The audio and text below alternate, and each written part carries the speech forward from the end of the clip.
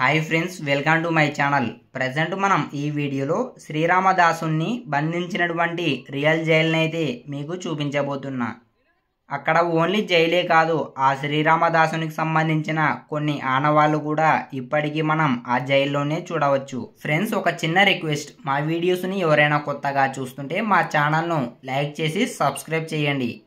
ఈ శ్రీరామదాసుని బంధించినటువంటి జైలు వచ్చేసి హైదరాబాద్లో ఉన్న గోల్కొండ కోటలో ఉంటుంది. ఇక్కడికి మనం ఎలా చేరుకోవాలంటే, హైదరాబాద్లో మనం ఎక్కడ ఉన్నా ఫస్ట్గా మెయిన్ బస్ స్టాండ్కి వెళ్ళి అక్కడ నుంచి డైరెక్ట్గా గోల్కొండ బస్సులు అయితే ఉంటాయి, అందులో వెళ్ళవచ్చు. మనం ఈ గోల్కొండలోకి వెళ్ళడానికి టికెట్ అయితే ఉంటుంది. టికెట్ ప్రైస్ వచ్చేసి 25 రూపీస్. మనం టికెట్ తీసుకుని లోపలికి అయితే వెళ్ళవచ్చు.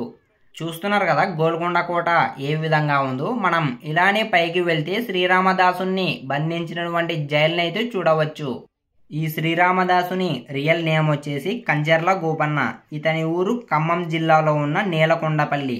అయితే ఈ కంచర్ల గోపన్న మేనమామలు అక్కన్న మందన్న, వీళ్ళు ఇద్దరు గోల్కొండ నవాబు అయిన తనిషా దగ్గర ఉన్నత స్థాయి ఉద్యోగం చేసేవాళ్ళు.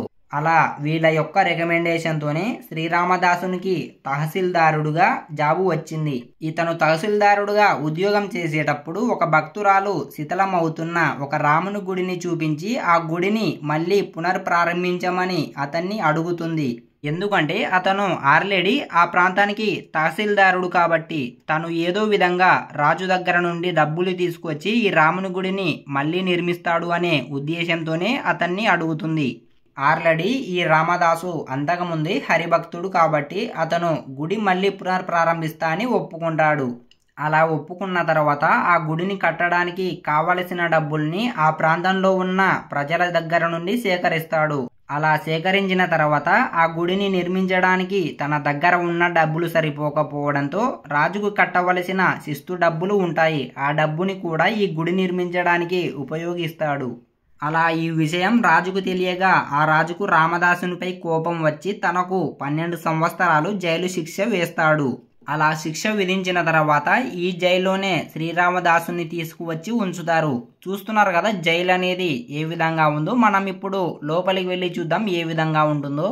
ఇక్కడ మనం బోర్డు కూడా చూడవచ్చండి, శ్రీరామదాసుని బందీఖానా. దీన్ని చూసుకుని మనం లోపలికైతే వెళ్ళవచ్చు. పదండి లోపల ఏ విధంగా ఉందో చూద్దాం.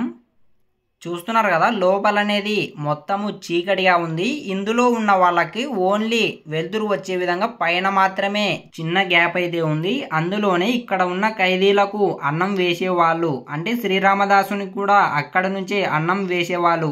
మీరు శ్రీరామదాసుని సినిమా చూసినట్లయితే చాలా క్లియర్గా అర్థమవుతుంది ఈ జైల్లో ఏ విధంగా ఉంచేవాళ్ళు శ్రీరామదాసుని.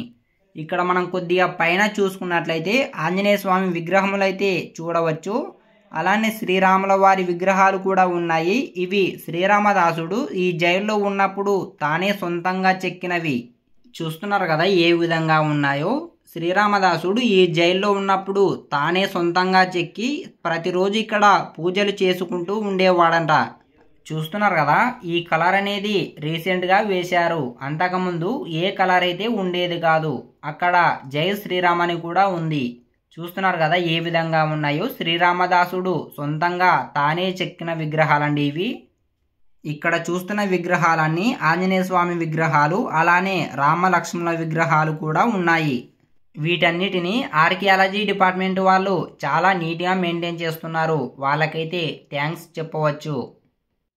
ఓకే ఫ్రెండ్స్, ఫైనల్గా మనం గోల్కొండలో ఉన్న శ్రీరామదాసుని బంధించినటువంటి జైలుని అయితే చూసాము. ఫ్రెండ్స్, ఈ గోల్కొండకి సంబంధించిన ఫుల్ వీడియోస్ అయితే మా ఛానల్లో ఉన్నాయి, వెళ్ళి చూడండి, లేదా ఎండ్ స్క్రీన్లో వస్తాయి చూడండి.